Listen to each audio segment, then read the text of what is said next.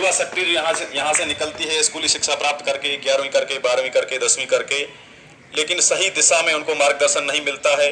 उनके पास में टैलेंट होता है, उनके पास में स्टेमिना होती है ग्राउंड फिटनेस की, लेकिन सही दिशा उनको नहीं मिलती है। सही दिशा देने का एक भागीरथी प्रयास इन्होंने प्रारंभ किया है देरावर सिंह जी ने।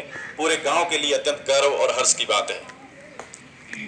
इसी कड़ी में इन्होंने कुछ दिन पूर्व 31 अगस्त को यहाँ पे एक परीक्षा का आयोजन करवाया था, प्रतिभा सम्मान परीक्षा।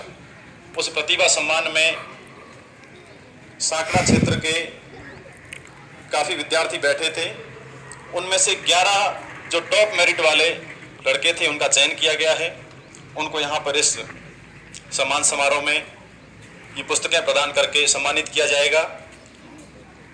उनके अलावा जितने भी लोग परीक्षा में बैठे थे, उनके अलावा जो भी इस मिशन से जुड़ना चाहते हैं उनको सतत आप मार्गदर्शन देंगे, क्योंकि सफलता का स्वाद जो होता है वो असली स्वाद वही जानता है जो सफलता को प्राप्त करता है, और वही व्यक्ति आपको सही दिशा में मार्गदर्शन दे सकता है जिसने स्वयं वो सफलता को प्राप्त किया है संघर्ष की राह चलते हुए।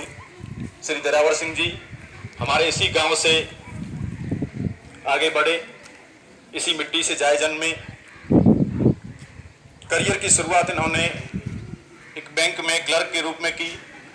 उसके बाद में आपका द्वितीय श्रेणी अंग्रेजी अध्यापक के पद पर चयन हुआ, और जहां तक मुझे याद है उस प्रतियोगिता परीक्षा में भी आपने समूचे राजस्थान में 29वीं रैंक अर्जित की थी।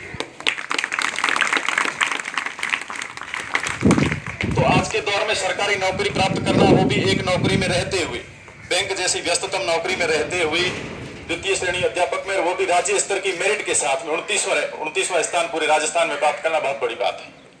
और उसी सेवा में रहते हुए आपने असिस्टेंट कमांडेंट का एग्जाम दिया, जो अखिल भारतीय स्तर की सेवा होती है।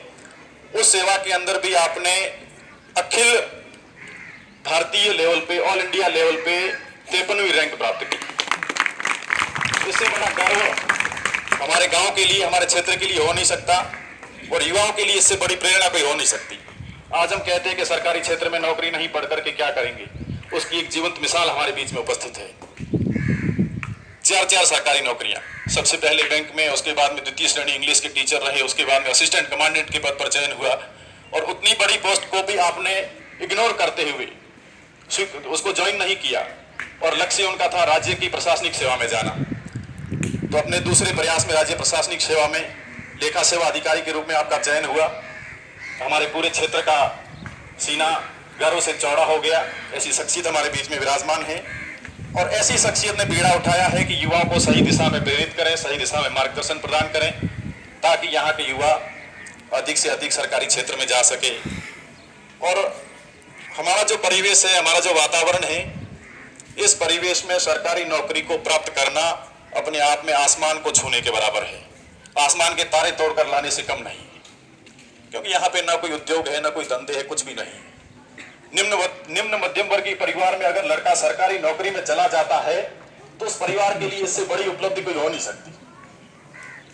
और अगर इस दिशा में ढालने का ये प्रयास कर रहे हैं तो मैं चाहता हूं कि अधिक से अधिक युवा इनसे मार्गदर्शन प्राप्त करें, प्रेरणा प्राप्त करें, अपने परिवार के सपनों को साकार करें, अपने माता पिता के सपनों को साकार करें, और अपने जीवन को सफल बनाएं। जो परीक्षा आपने आयोजित की थी उसके परिणाम में जिन बच्चों का चयन हुआ है उनको आपके द्वारा पुरस्कृत करेंगे, लेकिन उससे पूर्व मैं चाहता हूं हमारे अतिथियों के द्वारा मां शारदे का पूजन और वंदन करें, उसके बाद हम कार्यक्रम को आगे बढ़ाएं। मैं निवेदन करूंगा माननीय विजय सिंह जी साहब, श्री बीक सिंह जी साहब, प्रधानाचार्य जुगत सिंह जी और देरावर सिंह जी से की कृपया पधारें और मां शारदे के समक्ष दीप प्रज्वलन कर हम सभी के लिए ज्ञान और बुद्धि की कामना करवाएं।